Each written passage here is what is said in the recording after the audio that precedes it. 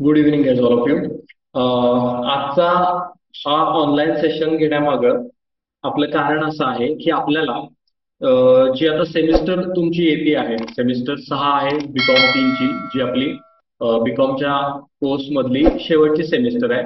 त्याच्या सिलेबसचं आपल्याला डिस्कशन करायचं आहे. ओके, त्याचा सिलेबस नेमका काय आहे, त्या टॉपिकची पार्श्वभूमी नेमकी काय आहे, आधीच्या आधीचे जे काही तुम्ही टॉपिक शिकलेला आहात त्याला कुठं कनेक्ट होतो का, किंवा याच्या पुढं जेव्हा तुम्ही एम कॉम कराल किंवा MBA कराल, हे दोन ऑप्शन तुमच्याकडे आहेत कॉमर्स मधले. तर त्याचसाठी म्हणून त्याची कुठं तुम्हाला हेल्प होईल का, या गोष्टी आपल्याला या सेशन मध्ये शिकायच्या आहेत. एक जस्ट छोटासा सेशन आपला असेल, ठीक आहे, जस्ट एक 20 मिनिट्स मध्ये आपण हे सगळे डिस्कशन करणार इथं आहे. सो जस्ट एकदा मला तुम्ही कन्फर्मेशन द्या की तुम्हाला म्हणजे ऑडिओ व्हिडिओ क्लिअर आहे का, सो दॅट मी सुरुवात करू का. तुम्हाला सगळं क्लिअर आहे का, जस्ट एकदा मला सांगा. तुम्ही फक्त हे बघायचं आहे, ऐकायचं आहे, बाकी तुम्हाला काही लिहून घ्यायचं नाहीये किंवा बाकी काही काम तिथं नाहीये. So just audio video clear आहे का, एक कन्फर्मेशन मला द्या, सो दॅट मी सुरुवात करतो. सगळ्यांनी मला सांगा, सो दॅट सगळ्यांनी सांगा थोडंसं. यस प्रांजली, यस प्रणवती, सगळ्यांनी बोला बरं. यस सानिका, सृष्टी,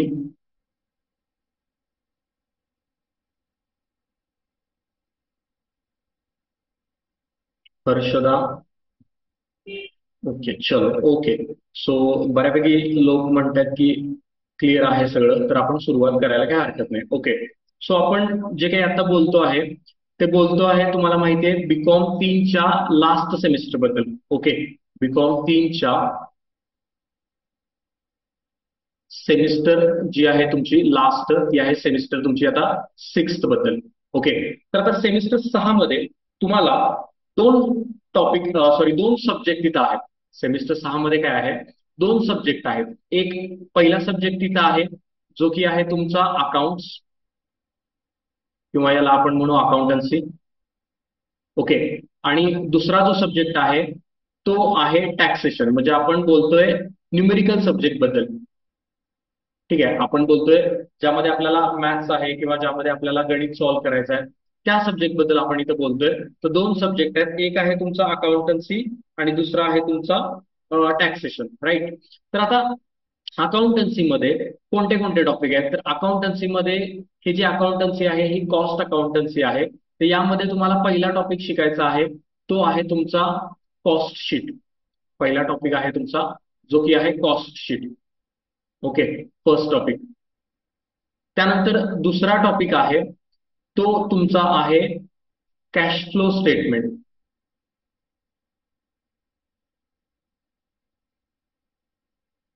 आणि तिसरा टॉपिक आहे तुमचा जो की आहे तुमचा रेशो अनालिसिस. ठीक आहे, पहिल्यांदा आपण बोलूया अकाउंटन्सी बद्दल. तर पहिला तुमचा टॉपिक आहे जो की आहे कॉस्ट शीट. आता कॉस्ट शीट बेसिकली काय असतं, तर ज्या वेळेला एखादं प्रोडक्ट बनतं त्यावेळेला त्याचं आपण किती रुपयाला ते बनवलेलं आहे हे दुकानदाराला किंवा त्या मॅन्युफॅक्चररला कळावं लागतं. बरोबर आहे. म्हणजे त्यामध्ये आपल्याला किती खर्च मटेरियलसाठी आला, किती खर्च लेबरसाठी आला, किती खर्च इतर आला, आणि मग त्यामध्ये बाकीचा ऑफिसचा खर्च किती, फॅक्टरीचा खर्च किती, मार्केटिंगचा खर्च किती, आणि देन मग त्याची मग प्राइस कशी ठरवायची. तर ह्या गोष्टी आपल्याला यामध्ये बघायच्या आहेत. इन शॉर्ट, एखादं कुठलं पण एखादं प्रोडक्ट असेल, ठीक आहे, तर त्याची प्राइस कशी ठरते. लेट्स से मला हा मोबाईल मॅन्युफॅक्चर करायचा आहे किंवा आपली कंपनी आहे ज्यामध्ये आपण मोबाईल बनवतो.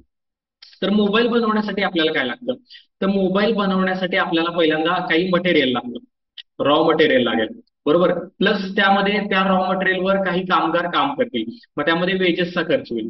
त्यानंतर काही त्याचा इतर खर्च होईल, इतर खर्चाला आपण ओव्हरहेड्स म्हणतो. ओके. त्यानंतर काही ऑफिसचा एक्सपेंडिचर होईल.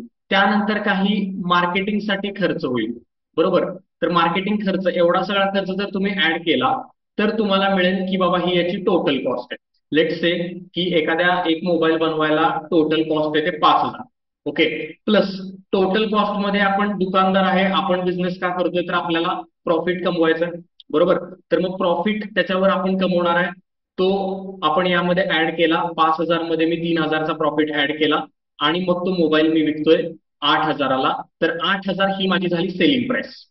Right, 8,000 will be my 8,000 will be my selling price. नाव मग हे जे सगळं काम आहे, फ्रॉम एखाद्या गोष्टीला मटेरियल किती लागलं, त्यानंतर त्याला लेबरचा खर्च किती आला, ओव्हरहेडचा किती आला, ऑफिसचा किती आला, मार्केटिंगचा किती आला, हे कंपनीला बायफर्केशन वाईज कळालं पाहिजे.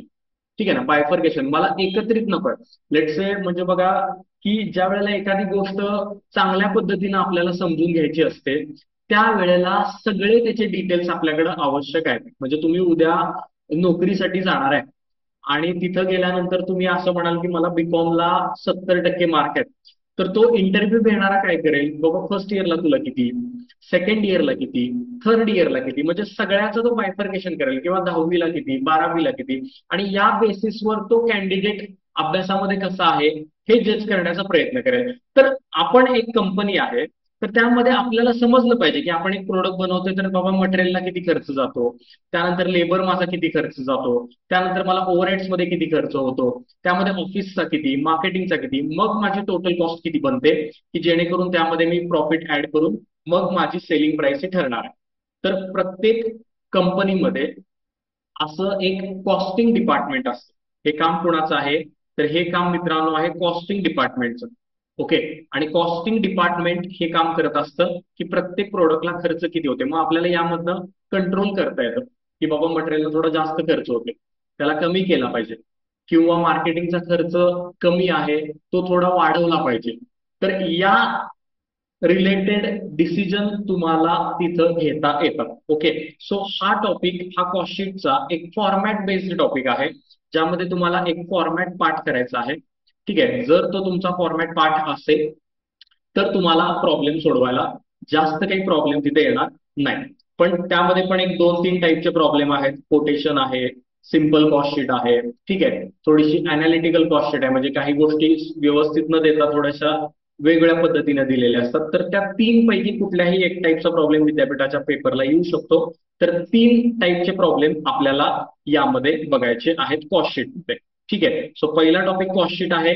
हा टॉपिक तुम्हाला MBA ला, ओके, किंवा MCOM ला फर्स्ट इयरला पुन्हा आहे तसा आहे, किंवा किंबहुना याच्यापेक्षा एक स्टेप पुढचा, ठीक आहे, एक स्टेप पुढे जाऊन तो टॉपिक तिथं परत एकदा तुम्हाला तिथं 100% बघायचा आहे पोस्ट ग्रॅज्युएशनला. मग तुम्ही MBA करा किंवा MCOM करा, दोन्ही ठिकाणी तुम्हाला हा टॉपिक पुन्हा एकदा बघायचा आहे. ओके, ओके, सो आपण डिस्कशन केलेलं आहे व्हॉट इज कॉस्टशीट, आणि कॉस्टशीट काय आहे हा एक कंपल्सरी येणार आहे आपल्याला problem. Okay, now after that दुसरं आपण डिस्कशन करूया, जे की आहे ratio analysis. Okay, ratio analysis हे काय आहे, तर व्यवसायामध्ये एखादा तुम्हाला डिसिजन घ्यायचा असेल तर त्याच्यासाठी वापरण्यात येणारे हे टूल आहे.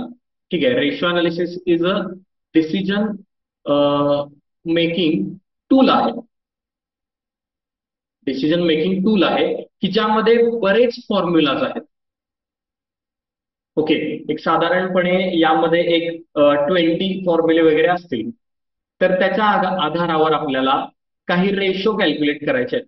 ठीक आहे, म्हणजे रेशो म्हणजे फॉर एक्झाम्पल तुम्ही बघितलेला रेशो आतापर्यंत कुठला होता, आता इन्शुरन्सचा एक टॉपिक तुम्हाला झाला, त्यामध्ये तुम्ही GP रेशो काढत होता, ग्रॉस प्रॉफिटचा रेशो.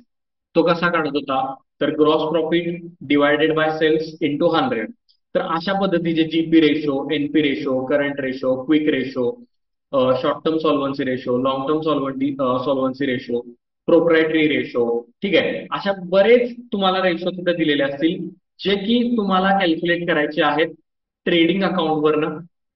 ओके, तुमचं ट्रेडिंग असते किंवा तुमचं दुसरं अकाउंट असते, यामध्ये P&L अकाउंट असते, आणि दुसरं तुम्हाला दिलेलं असते बॅलन्स शीट. तर प्रॉब्लेम मध्ये तुम्हाला ट्रेडिंग PL बॅलन्स शीट दिलेली असेल, त्याच्या आधारावर तुम्हाला रेशो कॅल्क्युलेशन करायचं आहे. आता ट्रेडिंग PL बॅलन्स शीट आपल्याला समजली पाहिजे. समजली पाहिजे म्हणजे फॉर एक्झाम्पल असेट साइड आहे, तर असेट साइडला करंट असेट कोणत्या असतात, फिक्स असेट कोणत्या असतात, त्यानंतर करंट लॅबिलिटीज कोणत्या असतात, लॉंग टर्म लॅबिलिटीज कोणत्या असतात, प्रोप्रायटरी फंड हा प्रकार काय असतो, किंवा ऑपरेटिंग एक्सपेन्सेस काय असतात, नॉन ऑपरेटिंग एक्सपेन्सेस काय असतात, ट्रेडिंग अकाउंटला कुठले खर्च येतात, आणि PL ला कुठले खर्च येतात, म्हणजे जे की तुम्ही मागं बॅकग्राऊंड मधनं शिकत आलेला आहे.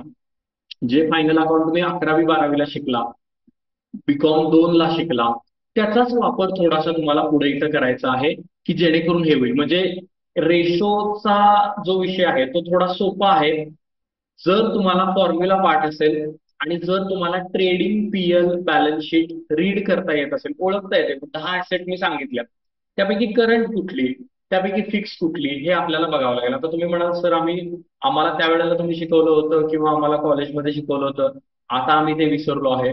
तर हरकत नाही, आपल्याला पुन्हा एकदा रिव्हिजन करावी लागेल.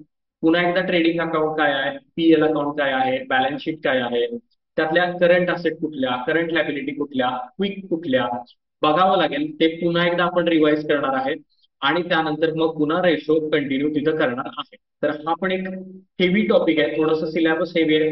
कॉस्टिंग त्यातल्या त्यात एक सोपा टॉपिक आहे. बाकीचे हे जे 2 टॉपिक आहेत हे थोडेसे टफ लेवलचे थोडेसे आहेत. ओके, रेशो अनालिसिसची आपण डिफिकल्टी लेवल ही कॉस्टशीट पेक्षा थोडीशी जास्त आपण हे करूया. ओके, तर रेशो अनालिसिस हा या संदर्भातला टॉपिक आहे. त्यानंतर हा टॉपिक सुद्धा तुम्हाला, हा टॉपिक कसा आहे तर फॉर्म्युला बेस्ड आहे. यामध्ये तुम्हाला फॉर्म्युलेज पार्ट जर असतील आणि हे समजत असेल तर हे करता येईल. हा पण परत तुम्हाला एमकॉम ला आहे, हा सुद्धा परत तुम्हाला एमबीए ला आहे. याच्यापेक्षा 1 स्टेप पुढे आहे. बरोबर आहे, 1 स्टेप पुढे म्हणजे लहान मुलाला बेरीज शिकवली जाते आणि बेरजेवर आधारित गणित त्याच्या पुढच्या वर्षी असतात. तर त्या स्वरूपाचं आहे. आता तुम्ही म्हणजे असं काही मला पर्सनली कोणाला काही बोलायचं नाही, पण बेसिक आपलं काय होतं की आपण आतापर्यंत मागं जे शिकलो किंवा जे झालं ते आपल्याला आधी आता आठवत नसते आणि पुढं आपलं ऍडव्हान्स काहीतरी आपल्याला अचानक शिकावं अशी आपली एक इच्छा असते. तर मित्रांनो, अजून पण वेळ गेलेली नाहीये. तुमचे बेसिक्स जे आहेत ते पक्के करून ठेवा, नाहीतर मग एमकॉम ला एमबीए ला खूप पुढं अवघड मित्रांनो तिथं होते. ओके, आणि हे आत्ताच केलं पाहिजे. आत्ता पण एक तर इम्पॉर्टंट आहे आणि पुढं पण एक इम्पॉर्टंट आपल्यासाठी तिथं आहे. उद्या इंटरव्ह्यूला गेलो किंवा काय गेलो तर आपल्याला सांगता तरी आपल्याला आलं पाहिजे, एका दुसरा फॉर्म्युला विचारला तर. ठीक आहे, तर ह्याची डिफिकल्टी लेवल पहिल्या टॉपिक पेक्षा जास्त आहे. त्यानंतर तिसरा टॉपिक आहे, that is a cash flow statement. Okay, आता कॅश फ्लो स्टेटमेंट हा टॉपिक ऍक्च्युली नव्हता आधी. आता ह्या 2-3 वर्षामध्ये तो बीकॉम मध्ये आणलाय. म्हणजे आधी तो एमकॉम लेवलला, एमबीए लेवलला असायचा. तो फार अवघड टॉपिक आहे. मी तुम्हाला स्पष्टपणे सांगतो की कॅश फ्लो स्टेटमेंट हा अवघड टॉपिक आहे. याला सगळे बेसिक्स तुम्हाला पहिली गोष्ट माहिती पाहिजेत, 11वी पासून ते सेकंड इयर पर्यंतचे. तर कॅश फ्लो स्टेटमेंट तुम्हाला समजेल आणि याच्यावर आजकाल कंपल्सरी प्रॉब्लेम हा येतोय. ऍक्च्युली हा एमबीए लेवलला पाहिजे, बरोबर, किंवा एमकॉम लेवलचा टॉपिक आहे, पण त्यांनी यात घातलेला आहे. कॅश फ्लो स्टेटमेंट मध्ये काय होतं तर याची कन्सेप्ट फार छान आहे, की एखादी कंपनी आहे, कुठली पण एखादी कंपनी आहे, ठीक आहे, त्या कंपनीमध्ये कॅश ठराविक काळामध्ये आली कुठून, कॅशचा इन्फ्लो कुठून आला आणि ती खर्च कुठं झाली, हे आपल्याला बघायचं आहे. ठीक आहे, एखादी कंपनीमध्ये एखाद्या वर्षामध्ये कुठल्या कुठल्या मार्गातनं त्यांना पैसे मिळाले आणि कुठल्या मार्गातनं पैसे खर्च झाले, हे बघण्याचं काम म्हणजे कॅश फ्लो स्टेटमेंट. म्हणजे कॅशचा फ्लो कसा वाहतो हे त्यांना सांगायचं, की बाबा खरोखर मेहनतीनं पैसे कमवलेत का काही त्यांनी बिल्डिंग विकली, मशीन विकलं आणि त्यातनं पैसे कमवले. म्हणजे 2 टाईपचे लोक आपल्या समोर असतात. एक टाईपचे लोक असतात की बाबा जे मेहनतीनं पैसे कमवतात, ज्याचा इन्कम भले कमी असतो पण तो मेहनतीनं पैसे कमवतो, त्याच्याकडे काय फॅन्सी तुम्हाला दाखवण्यासारखं काही नाहीये. ओके, आणि दुसरा टाईपचा लोक असतो की ज्यानं काहीतरी कर्ज घेतलेलं असते आणि कुठतर 4 व्हीलर घेतलेली असते किंवा कुठंतरी त्याने काहीतरी त्याचे असेट एखादी विकलेली असते आणि त्या विक्रीतनं म्हणजे आपल्याकडे काय असते असेट, पूर्वजांनी आपल्याला दिलेली असते, काहीतरी आपल्याकडे जमीन असेल, घर असेल आणि त्यातला काही भाग आपण विकलाय आणि त्या पैशाच्या आधारावर आपण इथे एन्जॉयमेंट करतोय, बरोबर. मग आपल्याला असं वाटतं की खरोखर तो माणूस ग्रेट आहे, त्याच्याकडे छान गाडी आहे, त्याच्या अंगावर खूप ज्वेलरी आहे, त्याचे कपडे खूप चांगले आहेत. पण आपल्याला हे माहित नसते की त्याचा कॅशचा फ्लो कुठने येतो. मग ह्यामध्ये तुम्ही मला सांगा, मेहनत करून कमवलेला चांगला का कर्ज काढून किंवा असेट विकून जो काम काय म्हणतो जरा हे करण्याचा प्रयत्न करतोय, लोकांना फसवण्याचा प्रयत्न करतोय, तो चांगला? म्हणजे हे मी ह्या टर्म मध्ये विचारतोय कंपनीच्या. मला उद्या एखाद्या कंपनीमध्ये इन्व्हेस्टमेंट करायची आहे. ओके, पर्सनल एक्झाम्पल मी दिलं तुम्हाला फक्त समजण्यासाठी. हे कंपनीच्या बाबतीत बघा, ही कंपनी कशी आपण म्हणतो की ज्या कंपनीचा प्रॉफिट जास्त, ठीक आहे, ती कंपनी चांगली, असं काहीतरी चुकीचं काहीतरी डोक्यात आहे. जिचा प्रॉफिट जास्त ती चांगली आणि जिचा प्रॉफिट कमी आहे ती खराब, असं आमच्या डोक्यात आहे आतापर्यंत. पण यांनी प्रॉफिट कुठनं कमवला? यांनी काहीतरी बिल्डिंग विकले, त्यांनी काहीतरी जागा विकले आणि त्यातनं पैसे आले त्यांच्याकडे. आणि ह्या कंपनीनं मात्र काही न विकता कमी प्रॉफिट आहे, पण ते मेहनतीनं काम करतात, ते एकदम हॉनेस्टली त्यांचा बिझनेस करतात. मग कुठली चांगली? मला कुठल्या कंपनीत इन्व्हेस्ट केलं पाहिजे? ऑब्व्हियसली मला या कंपनीत इन्व्हेस्ट केलं पाहिजे, कारण हे ह्यांचा प्रॉफिट हाय दाखवतात टू इम्प्रेस अस. त्यांना आपल्याला इम्प्रेस करायचंय, त्यांना आपल्याला दाखवायचंय की आम्ही किती चांगले आहोत, म्हणून ते काहीतरी दुसऱ्या मार्गाने. मग हे कळायचं काम, ह्याचा प्रॉफिट कुठनं आला आणि ह्याचा प्रॉफिट कुठनं आला, हे कळायचं काम मला कुठनं कळणार आहे? तर हे मला समजणार आहे कॅश फ्लो स्टेटमेंट वरनं. ओके, एकदम महत्वाचा टॉपिक आहे. पेपरमध्ये तुम्ही पेपर वाचत असाल किंवा बघत असाल तर कॅश फ्लो स्टेटमेंट हे मॅन्डेटरी आहे प्रत्येक कंपनीला जाहीर करणं. तर उद्या तुम्ही हे टॉपिक शिकल्यानंतर कॅश फ्लो स्टेटमेंट तुम्हाला वाचायला येतील बऱ्याच बँकांचे, कंपन्यांचे, ज्यातनं तुम्हाला समजेल की खरा प्रॉफिट त्यांचा येतो कुठनं. ओके, खरा पैशाचा सोर्स त्यांचा काय आहे.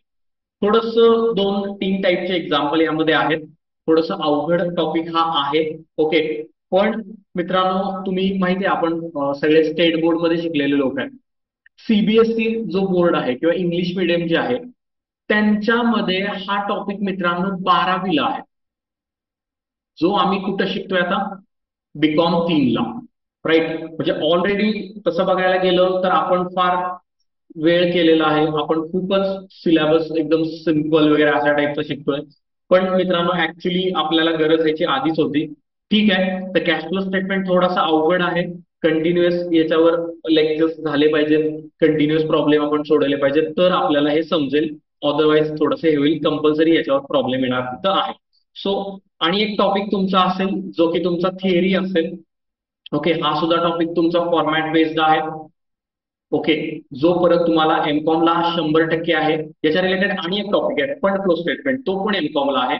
आणि हा पण टॉपिक एमबीए फायनान्सला किंवा एमबीए ऑलला तुम्हाला बघायला तिथं मिळेल. So this was all for accountancy. यामध्ये आणि एक पॉईंट आहे जो की थिअरीचा आहे. ठीक आहे, यामध्ये आणि एक तुम्ही इथं आपण लिहूया, this will be the point, that will be a theory. Okay, theory पण आहे. थेअरीचं काही काम तुम्हाला माहिती आहे कसं करायचंय. ओके, त्यामध्ये काही थेअरी दिली जाईल ती तुम्हाला पाठ करायची. ओके, सो हा आहे कॉस्ट शीट एक आहे, कॅश फ्लो एक आहे, रेशो एक आहे. मोस्टली अकाउंटन्सी हा सब्जेक्ट थोडासा कमी आणि कॉस्टिंग यामध्ये जास्त आहे. ठीक आहे, कॉस्टिंग जास्त आहे. आय एम शुअर कॉस्टिंग तुम्हाला अकाउंटन्सी पेक्षा जास्त आवडेल. पर्सनली मला पण कॉस्टिंग जास्त आवडते. ओके, सो हा टॉपिक आहे तुमचा, सिलेबस आहे तुमचा अकाउंटन्सीचा. नाव आपण डिस्कस करूया टॅक्सेशनला. पण त्याच्या अगोदर इथंपर्यंत काही कुणाला प्रश्न विचारायचा असेल किंवा काही हवा असेल तर 1-2 मिनिटं आपण ब्रेक घेऊया आणि बोलूया. यामध्ये काही तुम्हाला हे असेल तर हे बघा, आपलं रेग्युलर क्लासचे जे स्टुडंट आहेत त्यांना माहिती आहे आपली स्ट्रॅटेजी काय असेल. तर आपली स्ट्रॅटेजी असेल, या वेळेला कंपल्सरी मी पहिल्यांदा बुकलेटचे प्रिंटआउट काढणार आहे आणि प्रत्येक ह्याचे आपल्याला एक 20+ प्रॉब्लेम्स सॉल्व्ह करायचे आहेत. ओके, 20+ प्रॉब्लेम्स पहिल्यांदा आपल्याला सॉल्व्ह करायचे आहेत. आफ्टर दॅट युनिव्हर्सिटीचे पेपर. ओके, युनिव्हर्सिटीचे क्वेश्चन पेपर आपल्याला सॉल्व्ह करायचे टॉपिक वाईज. बाबा मी आता रेशो अनालिसिस शिकला, तर मागच्या वर्षी कुठला आला, त्याच्या मागच्या वर्षी कुठला आला, असे एक निदान एक 3-4 पेपर आपण कव्हर करायचे. अँड देन आपण याची रिव्हिजन तिथं करायची आहे. तर या पद्धतीने आपल्याला हे करायचं आहे. ओके, दुसरी एक गोष्ट मला आता काय दिसलेली आहे या ह्याच्यामध्ये सेमिस्टरमध्ये, की बऱ्याच मुलांची मानसिकता अशी असते की रिव्हिजनला सगळं हवं.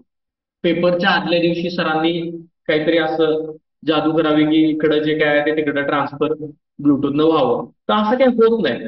रिव्हिजनला हा कमी वेळ मिळतो. रिव्हिजनला प्रत्येक गोष्ट, प्रत्येक बारकावा पुन्हा पुन्हा तिथं व्हिजिट करता येत नाही. ठीक आहे, तर तुम्ही अशी काही अपेक्षा ठेवू नका. तुम्ही बीकॉम 3 ची मुलं आहे, तुम्ही फार मॅच्युअर मुलं आहे. ओके, सो आपल्याला एक तर क्लास घेण्यासाठी आधी वेळ कमी मिळतो किंवा जेव्हा मिळतो तेव्हा आपण प्रयत्न करून जेवढं जास्त घेता येईल तेवढं प्रामाणिकपणे घेतो. पण पहिल्यापासूनच आपल्याला जोर लावून धरला पाहिजे. ओके, आता मागच्या 2 वर्षात कशा परीक्षा झाल्या आणि काय केलं आणि काय झालं हे सगळ्या जगाला माहिती आहे. तर त्या काही म्हणजे त्याला काडीचाही अर्थ नव्हता, बरोबर आहे. पण दरवेळेला तसं होईल असं नाही. आणि आपल्याला रिव्हिजनला तेवढा तितका वेळ देता येणार नाही. त्यामुळं आपल्याला पहिल्या दिवसापासून गांभीर्यानं गोष्टी घेतल्या पाहिजे. ठीक आहे, म्हणजे कुणाला वाईट वाटलं तर I am sorry about it. But revision हे काही 100% सोल्युशन नाही होत प्रत्येक गोष्टीवरचं. मग तुम्हाला नुसतं पासच व्हायचं असेल, हरकत नाही. पास काय तुम्ही असे होऊन जात आहेत, कशाचीच गरज नाही, क्लासची गरज नाही, कॉलेजची पण नाही. ठीक आहे, तर इकडे तिकडे बघायचं, थोडंफार काय येते तेवढं लिहायचं, थेअरी वगैरे लिहायची, यायचं बाहेर, काय हरकत नाही. म्हणजे डिग्री तर मिळेल, नॉलेजचं काही माहित नाही. ओके, सो अशा स्ट्रॅटेजीज आहेत. सो आपल्याला असं करायचंय, प्रॉब्लेम सोडवायचे, विद्यापीठाचे प्रॉब्लेम सोडवायचे, देन रिव्हिजन करायचे. ओके, आय होप क्लिअर असेल. तर आपण पुढे जाऊया. पुढं आपण बोलत आहे, जो टॉपिक आहे आपला, दुसरा सब्जेक्ट आहे आपला, जो टॅक्सेशन आहे. पहिल्यांदाच तुम्ही टॅक्सेशन हा सब्जेक्ट शिकताय या वेळेला. आणि टॅक्सेशन पुढं हा सब्जेक्ट कम्प्लिटली म्हणजे याच्यापेक्षा पुढे जास्त आहे, एमकॉम ला पण आहे, एमबीए ला सुद्धा पुढे हा टॉपिक आहे. ओके, टॅक्सेशन मध्ये तुम्हाला माहिती आहे भारतामध्ये 2 प्रकारचे टॅक्स आहेत.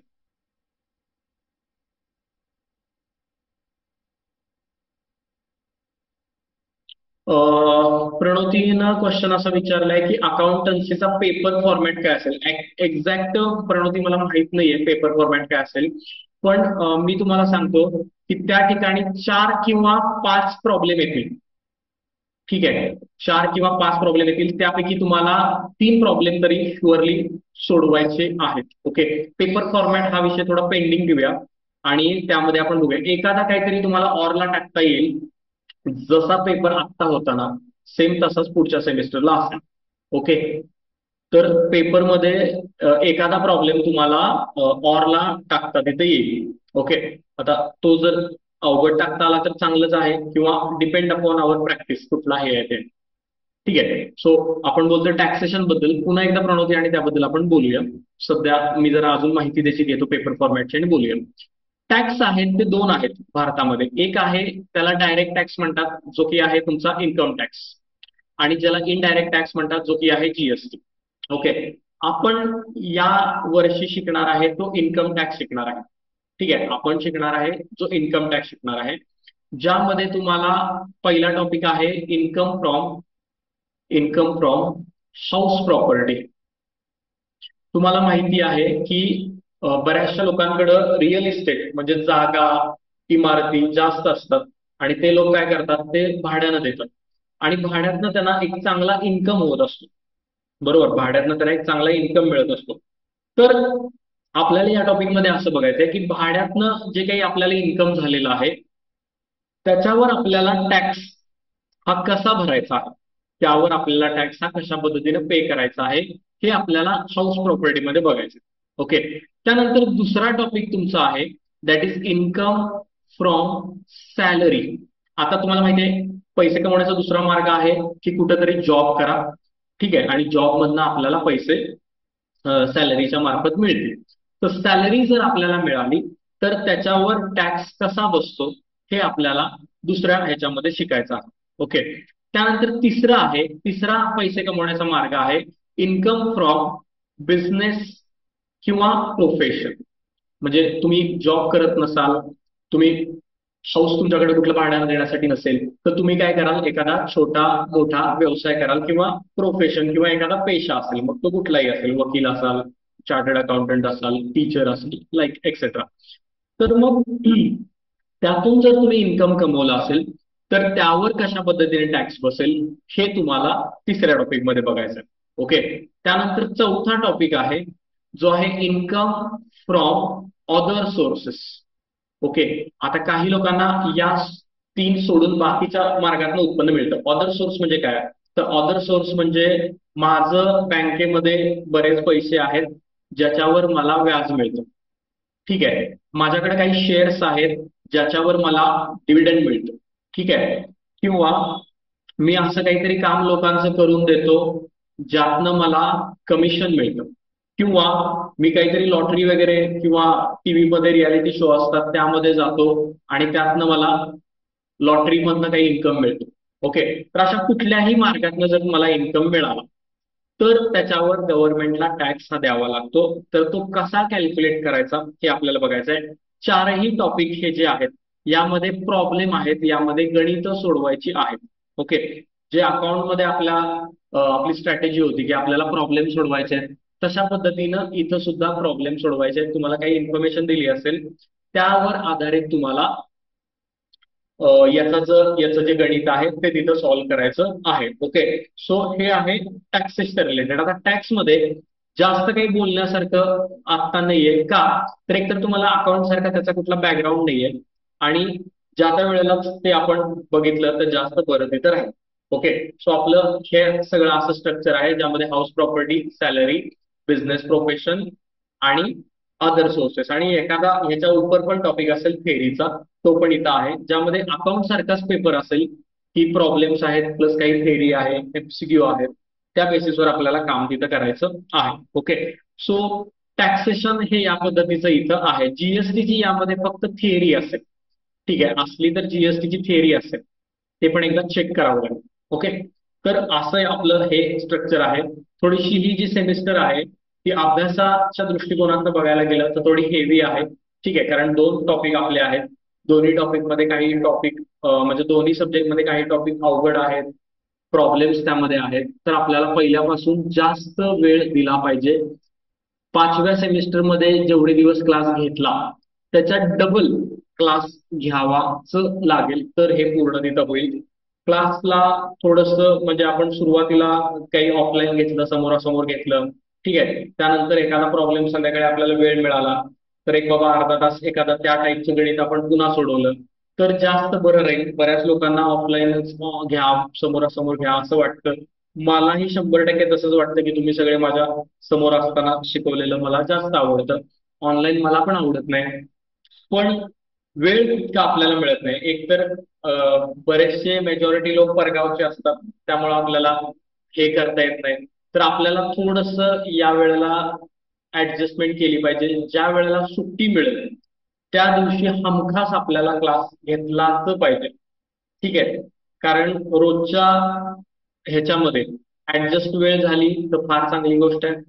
जर दुर्दैवानं नाही झाली, 2-3 दिवस तर होतीलच, पण तरी पण परत नाही झाली तर परत आपल्याला जास्त तिथं त्रास तिथं होऊ तिथं शकतोय. बरोबर, तुमची जी परीक्षा असते ती परीक्षा लवकर घेतली जाते, त्याचा रिझल्ट पण लवकर लावला जातो तिसऱ्या वर्षाच्या मुलांचा. का तर बऱ्याचशा मुलांना बाहेरच्या राज्यात ऍडमिशन घ्यायचे असतात, कुणाला पुण्याला ऍडमिशन घ्यायचं असते, कुणाला फॉरेनला ऍडमिशन घ्यायचे असतात. तर असं आहे की एका लेवलला सगळ्यांच्या भारतात परीक्षा झाल्या पाहिजे. म्हणजे तिथं ऍडमिशन सुरू झाले आणि इथं अजून आमच्या विद्यापीठाचा निकालच लागला नाही तर ते पोरग तिथं जाण्यापासून वंचित राहू शकते. म्हणजे त्याच्याकडे मार्कलिस्टच नाही तर ते ऍडमिशन कसं घेणार. बरोबर, तर या अनुषंगानं परीक्षा लवकर घेतली जाते. सांगण्याचा हेतू हा आहे की अभ्यास लवकर केला पाहिजे, सिलेबस कव्हर लवकर केला पाहिजे, जेणेकरून आपल्याला तयार तिथं राहता येईल. कोणत्या मंथ मध्ये एक्झाम असेल प्रणोती? आता हा महिना आहे, let's say January, February, March. March शेवट किंवा एप्रिलचा सुरुवात ही तुम्ही पकडून चला. मार्चचा शेवट किंवा एप्रिल कसं असते माहितीये का, विद्यापीठ काय करतं, विद्यापीठाचं एक टाइम टेबल ठरलेलं असते. बघा, विद्यापीठ हे लॉजिकल विचार करते. तुम्हाला वाटते विद्यापीठात काम कसं पण चालतंय, असं हे नाहीये. विद्यापीठ काय करतं की बाबा आता तुमची ही सुरू झाली, काय सुरू झालं, कॉलेज सुरू झालं. ओके, तर कॉलेजमध्ये त्यांना काहीतरी दिलेले असतात, मला वाटते काहीतरी 160 पेक्षा जास्त दिवस दिलेले असतात की या 160 दिवसामध्ये तुम्ही काय करा, सिलेबस पूर्ण करा. ठीक आहे, 160 दिवसामध्ये काय असेल ते, किंवा काय असेल ते 120 असतील कदाचित, मला बघितलं पाहिजे. 3 महिने इनफ झाले तर 120. आता ते सुरू झाले, कॉलेज सुरू झाली सगळी, पोरं जात नाहीत, हा भाग वेगळा, पण विद्यापीठानं मोजायला सुरू केलेला आहे. ठीक आहे, प्लस त्यानंतर तुमचं काही इंटरनल काम असेल, एक्झाम फॉर्म वगैरे भरायचा, तो त्याचे काही डेज असतात आणि त्यानं ह्याची टोटल केल्यानंतर मग एवढ्या दिवसाला तुमची असते एक्झाम. आणि एक्झाम नंतर चेकिंगला काही वेळ दिला जातो आणि चेकिंग नंतर तुमचा काय असतो, तर तो असतो रिझल्ट. बरोबर. तर अशा बेसिसवर विद्यापीठात कामं चालू, बरोबर आहे. तर ऑलरेडी आता कॉलेज सुरू झाले, त्यांनी तिकडनं मोजायला सुरुवात केलेली आहे की बाबा तुम्हाला वेळ दिलाय, तुम्ही शिकवा, सिलेबस पूर्ण करा. आता आपली पद्धत आपल्याला माहिती आहे. कॉलेज सुरू झाल्यावर 15 दिवसांना आपण तिकडे जातो. 15 दिवस फुकट गेले त्याचं कुणालाच काही वाटत नाही. बरोबर. तर ते आपल्याला जर आता ते शेवटच्या सेमला तर असं करून चालू नाही. बरोबर आहे. पहिली सेम, दुसरी सेम, सेकंड इयरला ठीक आहे, थर्ड इयरची पहिली सेम पण चालू. पण आता तर असं करून चालणार नाही आपल्याला. कारण आपल्याला पूर्ण सिलेबस वेळेमध्ये करायचा. सिलेबस खूप आहे. जेवढे टाईपचे प्रॉब्लेम घेता येतील, जेवढं जास्त प्रॅक्टिस घेता येईल, तेवढं चांगलं आहे आपल्यासाठी. तर या दृष्टीनं आपण, म्हणून मी असा निर्णय घेतला आहे की पुढच्या आठवड्यामध्ये मॅक्सिमम आपण सोमवार किंवा मंगळवारपासून क्लास सुरू करणार तिथं आहे. ठीक आहे, रेग्युलर आपल्या वेळेमध्ये, जे की दुपारी 1 ते 2 आहे. क्लास लवकर सुरू करणार तिथं आहे. क्लास ऑनलाईन आणि ऑफलाईन दोन्ही अवेलेबल आहेत. ऑनलाईनचे नवीन रेकॉर्डिंग पण मागच्या वर्षाचे आहेत, ते अवेलेबल आहेत. बऱ्यापैकी सगळ्या गोष्टी अवेलेबल आहेत. तर तुम्ही ऑनलाईन ऑफलाईन तुम्हाला हवं ते कंटिन्यू करू शकताय.